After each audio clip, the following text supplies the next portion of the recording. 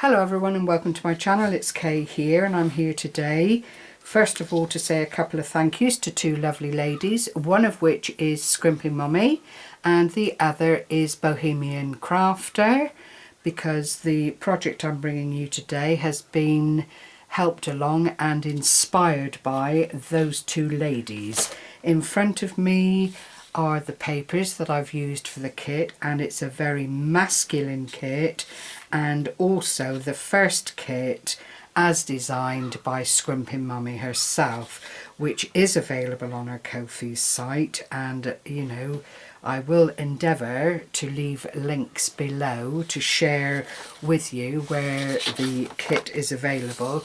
If I don't quite succeed, then you are able to follow links from Amanda's YouTube channel which should lead you directly to her Ko-fi shop, where there are lots and lots of freebies, lots and lots of ideas to craft along with and to inspire you.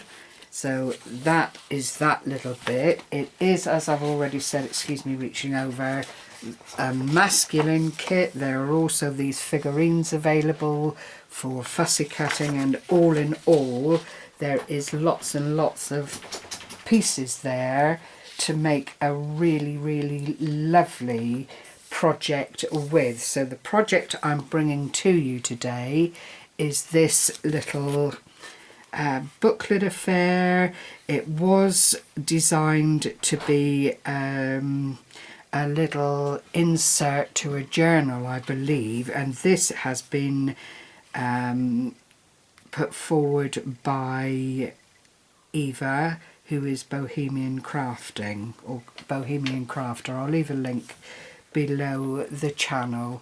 I actually made the booklet out of a really good 300 GSM card stock, but what has happened is that it's become quite solid and more of a little miniature journal or collection piece than something that would fit into a journal in its own right, unless you pulled back the spine like this and flattened it and then put it in a journal pocket. But I do really think using card was probably not the best way to do it. Not such a good card anyway. Perhaps if it had been, I don't know, 120 or 180 cardstock rather than the 300 GSM, it would have worked better as a insert for a journal. But this is the front cover, and I've used bits from the kit. As you can see, has fussy cut the young man there. I have altered up the overall project, and I'll explain as I go along. This is the spine. If I give you the size, because it really is quite a nice size to work with, it is 3 3/4 by 6 inches, and the spine is a meagre 3/4 of an inch, but plenty enough for all the additions that I've managed to put inside to keep it interesting. So sorry, I've knocked the frame there. On the back is a little tuck spot here, as you can see, with one of the components from the kit. I've lined it all on the same paper. For me, the kit was a little bit on the dark side, so I wanted to use a lighter patterned card, if you like, to lift up the darkness of the kit, and this has worked quite well. You can obviously, when you're printing, alter the depth of colour and that kind of thing, but I wanted to keep it true to Amanda's kit because it is her first kit and therefore a very special thing for her. And then when you open it up inside, I've done a little bit of decorating on this tuck spot here. It's not a tuck spot the whole length of the project. Inside are two little tags, again decorated with the papers from the kit. I've just put these little tag dies onto the page I wanted to collect the image from, and then chopped it about a bit, backed it on more of that cardstock, and just made it a little bit more sturdy to fit into the two little pockets here, and they sit in there quite nicely, as you can see.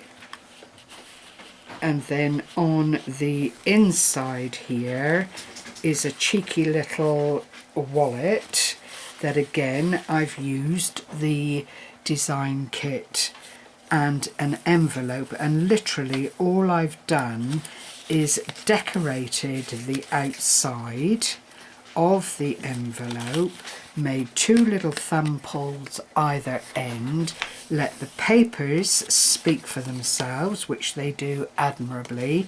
And what it does mean is you can put little secret bits into the pockets here and then put them back into the folder, and unless you were aware, and these men do like their secrets, don't they?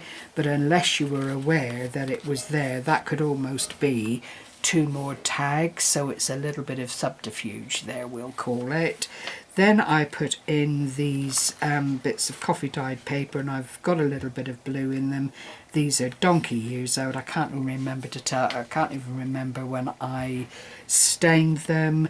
It's not an overall stain, so I have put some stamping on them from a Tim Holtz stamp just to make it look a bit more interesting, but essentially it is journaling pages of different sizes. There aren't many, but enough to put some addresses in, or little notations if that's what you wanted to do. There's a tiny little key here, and this is the key to the guy's safe. I've got to tell you this up front, so I don't know what he's got in the safe. It could be thousands and thousands of pounds, or it could be a little silver snuff box. You know what these men are like. So that concludes the little centre bit of this lovely little journal. Then there's a spare flap here, and this acts as a secret pocket cover.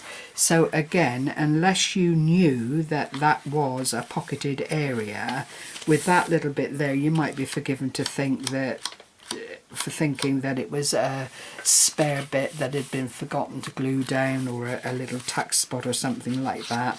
But in actuality, when you open it, it is tight. There are two more little journaling areas, or whatever you wanted them to be, basically hidden away at the back there, and they just lend themselves to the lovely digital images within the kit. You really don't need to do a whole lot of work with the kit. I back them because I've only printed it on 120 GSM copier paper, which is good, but I do like things to be a wee bit more substantial.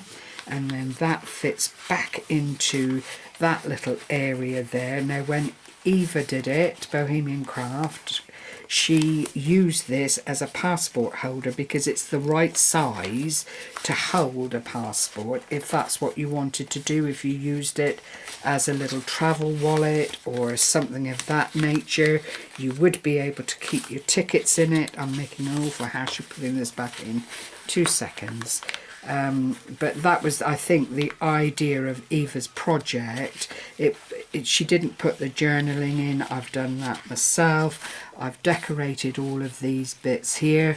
Eva did have the two little areas for the tags on these little pocket areas here, but it would lend itself to tickets, to, I don't know, a little bit of money if you were that way inclined, or credit cards if you wanted just to have something like this on your person when you went travelling. It's a very versatile little unit and a lovely little standalone gift for a male friend, or to put into a journal that was quite a masculine journal. So I hope I've fired up your imagination a little bit. It really is a lovely, lovely kit, and again lends itself to all sorts of things: card making, journal making, insert making, decorating envelopes, you name it. These kits are all of a oneness, and people may say, well, I don't know why you have such fun using digital kits, but when I think over the years as a crafter what I've spent on buying designer pads and all of that kind of thing, of which I'm ashamed to say I have the majority still tucked away in cupboards and filing cabinets, this to me is a better option, because you do get to see everything. You do have the opportunity to work with it in whatever way it pleases you. You really don't have to be confined by, you know, the structures of the kits, because you can rip them up for collage. You know, I'm probably trying to convert the converted here, but I find it very difficult that people don't understand just how absolutely versatile these kits are. And when you get them at a very, very good price, and you can see something evolving when you look at the pages in your mind's eye, then it's a good thing. So thank you for joining me again today. Thank you as always for your support. It is very much appreciated. And on that note, I will say happy crafting, and hopefully see you again in the not too distant. Bye bye for now.